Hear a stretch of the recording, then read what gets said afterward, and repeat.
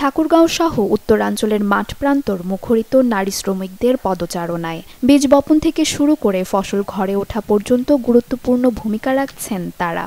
ধানের চারা রোপণ, ধান কাটা, মাড়াই, আলু উত্তোলন, ভুট্টার ক্ষেতে পরিচর্যা সহ সব ক্ষেত্রেই নারী শ্রমিকদের চাহিদাও বাড়ছে দিন দিন। কিন্তু ঘর থেকে বেরিয়ে পুরুষের সাথে সমান তালে কাজ করেও ন্যায্য মজুরি থেকে বৈষম্যের শিকার হচ্ছেন তারা। আমার বেতন কম, পুরুষদের যে বেতন দেয় তার থেকেও আমার অর্ধেক বেতন দেয়। সারাদিন কাজ করি, পুরুষের মতো বেতন দেয় না।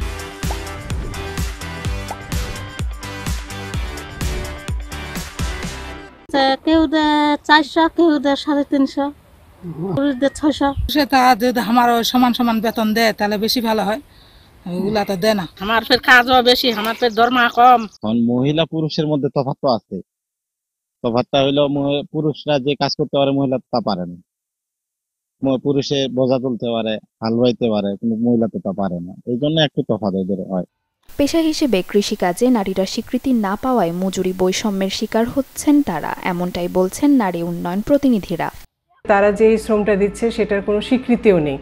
নারীরা যে এই শ্রমটা দিচ্ছে একদম শুরু থেকে শেষ পর্যন্ত, মার্কেটিং পর্যন্ত যে নারীদের ভূমিকাটা রয়েছে সেটা, সেই ক্ষেত্রে তারা কিন্তু তাদেরকে এখনও সরকারিভাবেই বলি, জাতীয়ভাবেই বলি, সেভাবে তারা এখনও স্বীকৃতি পাচ্ছে না। যার ফলে ন্যায্য সেই ক্ষেত্রে সেজন্য তারা ন্যায্য মজুরিটাও কিন্তু তাদের এখনও নির্ধারণ হয়নি।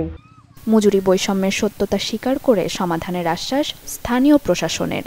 পুরুষ শাসিত সমাজ হওয়ার কারণে এখানে নারীদের প্রতি যে দৃষ্টিভঙ্গি এবং শিক্ষার যে বিষয়টা, এখানে শিক্ষা ব্যবস্থায় এখানে নারীর যে কৃষক হিসেবে যে স্বীকৃতি, এই স্বীকৃতি কিন্তু সমাজে নাই।